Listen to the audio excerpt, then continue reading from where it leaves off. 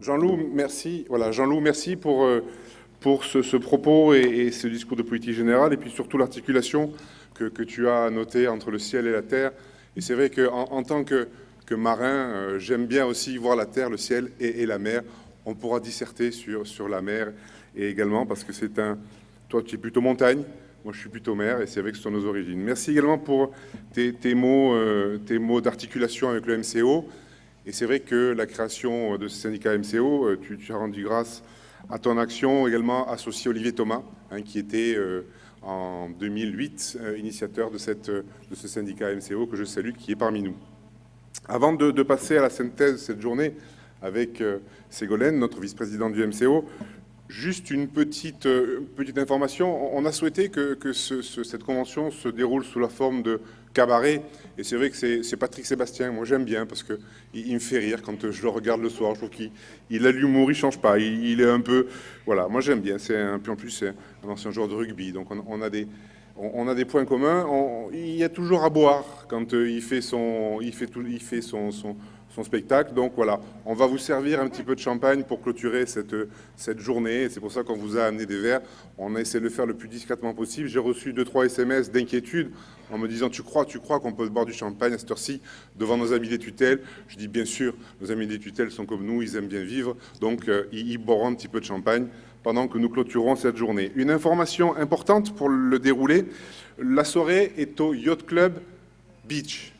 Ceux qui vont au Yacht Club, c'est-à-dire le restaurant où on était hier, ils ont la mer en face. Et en ce moment, se baigner, c'est pas terrible. Donc c'est de l'autre côté du port. Et si vous allez au Yacht Club, il faudra refaire tout le tour du port. Donc ne vous trompez pas, c'est la plage privée qui est en face du Yacht Club Beach. Il y a des navettes à partir de 19h15 qui feront le tour. À pied, c'est pas très loin, je crois qu'il y a 1,2 km. Vous pouvez vous y rendre, soit en navette, soit à pied. Voilà, j'ai terminé avec les messages à caractère personnel, comme on dit. Ségolène, je te donne la parole pour la synthèse des 2 tables rondes et je conclurai sur la 3e table ronde. Merci Lamine. Je pense qu'effectivement, il était important qu'on puisse, lors de cette convention, parler des sujets qui préoccupent les établissements de santé MCO au quotidien. La première table ronde donc, traitait des relations entre les médecins libéraux et les directions au sein de nos établissements MCO. L'objectif était de savoir comment faire avancer cette relation par le biais des CME. Alors, il a été rappelé que les CME existent dans les établissements privés depuis une vingtaine d'années et sont régis par un cadre réglementaire très léger qui font de la CME un cadre d'échange et de concertation, essentiellement sur la politique médicale de l'établissement et sur la politique de qualité et de sécurité des soins. Il est ressorti de la table ronde que les directeurs d'établissement et les médecins devaient investir la CME pour faire avancer la relation médecin-établissement sans attendre l'intervention du législateur. En effet, l'objectif est de faire de la CME un lieu d'échange et un lieu de travail afin que la CME puisse donner un éclairage fort sur la stratégie de l'établissement.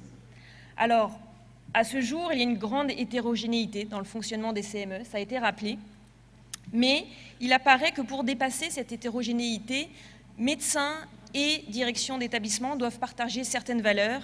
Le docteur Baron a parlé des valeurs de communication et d'écoute. L'importance de la relation humaine et du dialogue a été rappelée par tous, en particulier au sein du binôme directeur-président de CME. Au cours de cette table ronde, il est apparu que la qualité de la relation médicale était aussi un critère d'attraction pour les jeunes médecins et qu'effectivement, on ne pouvait faire un bon recrutement médical que si le jeune médecin était bien accueilli par l'équipe médicale en place, et la CME a très certainement un rôle à jouer à ce titre. Enfin, puisqu'on est dans une convention syndicale, une revendication commune aux syndicats médicaux et aux syndicats FHP-MCO, c'est d'obtenir la juste rémunération des fonctions transversales pour les médecins, rémunération bien sûr par l'assurance maladie. La deuxième table ronde portait sur les évolutions de nos métiers, avec en première partie les initiatives et retours d'expérience au sein de nos maternités. Donc nous avons pu voir un reportage très bien fait, qui ont mis en lumière que nos maternités privées mettent en œuvre un certain nombre d'initiatives afin de répondre aux besoins et aux demandes des parturientes, le tout en toute sécurité. Donc on a vu la prise en charge des patients précaires, les prélèvements de sang de cordon, les maisons de naissance, les salles physiologiques ou encore l'accompagnement des parturientes après la naissance.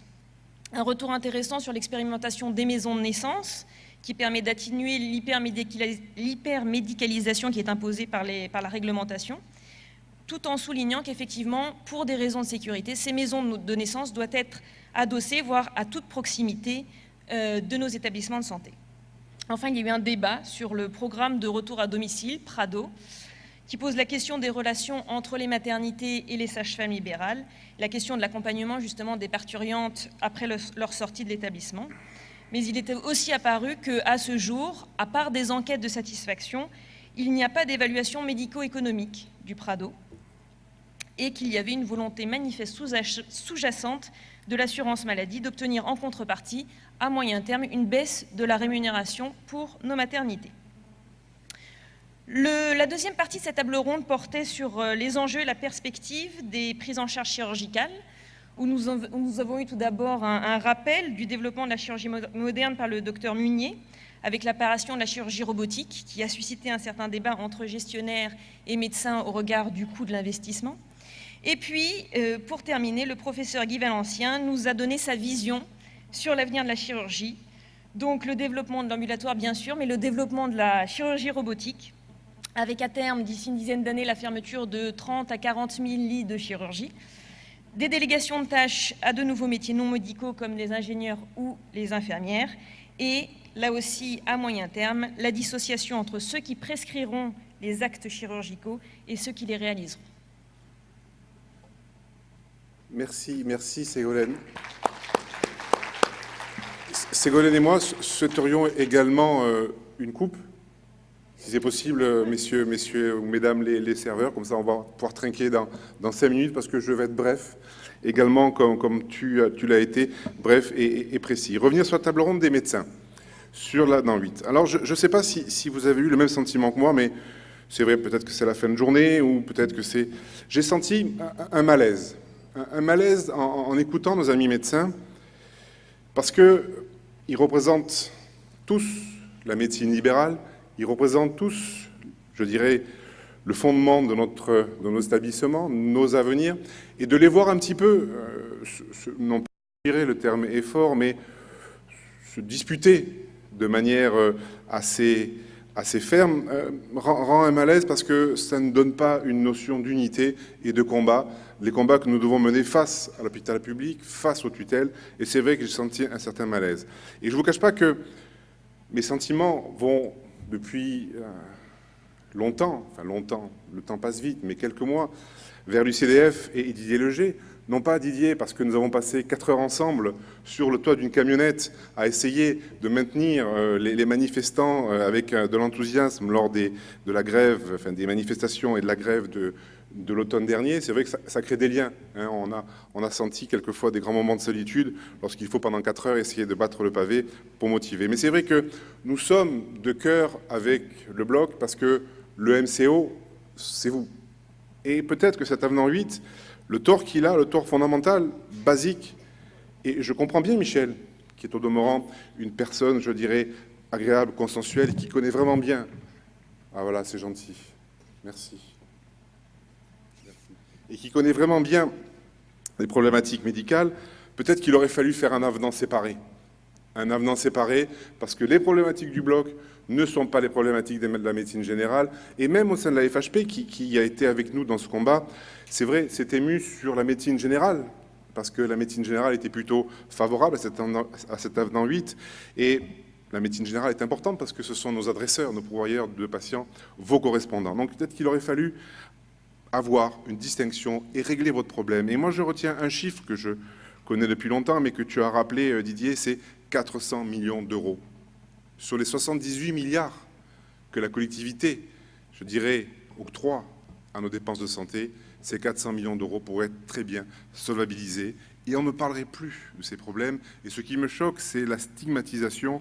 Je trouve qu'il est aujourd'hui totalement inacceptable qu'un chirurgien viscéral soit rémunéré 170 € pour un appendicite lorsqu'il opère un de nos enfants. Là-dessus, donc, c'est un combat que nous menons avec toi, avec vous, bien sûr, parce que vous avez élégamment expliqué la transition, le changement de président et le revirement que vous avez fait.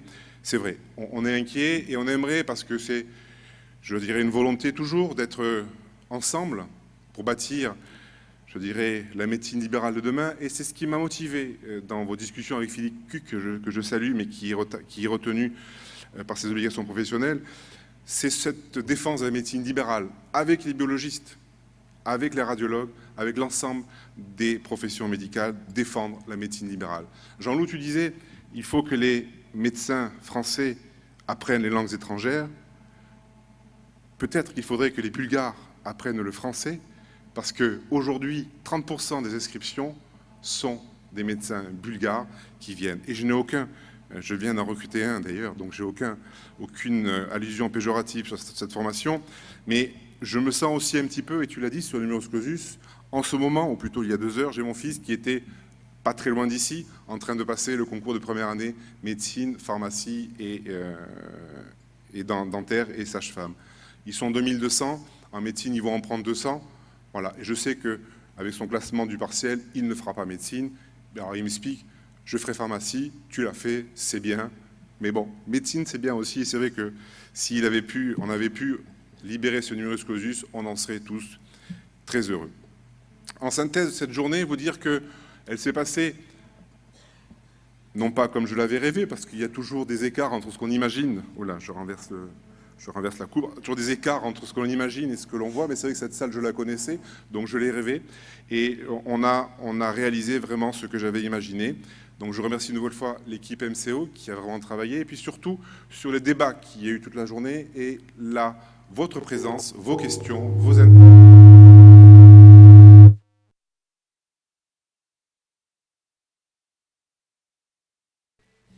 Oui, non, pourtant j'ai pas trop mouillé le sol, mais voilà, ça veut dire qu'il faut que j'arrête. Donc je vais m'arrêter dans 30 secondes.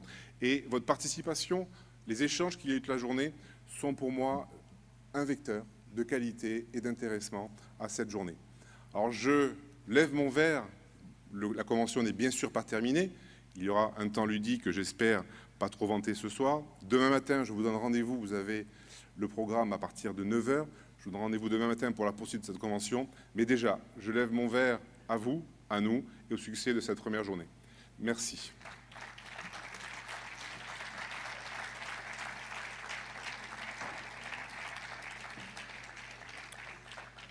Voilà, on bat le verre tranquillement entre nous et puis on se retrouve juste à côté. Ça commence dès maintenant. Merci.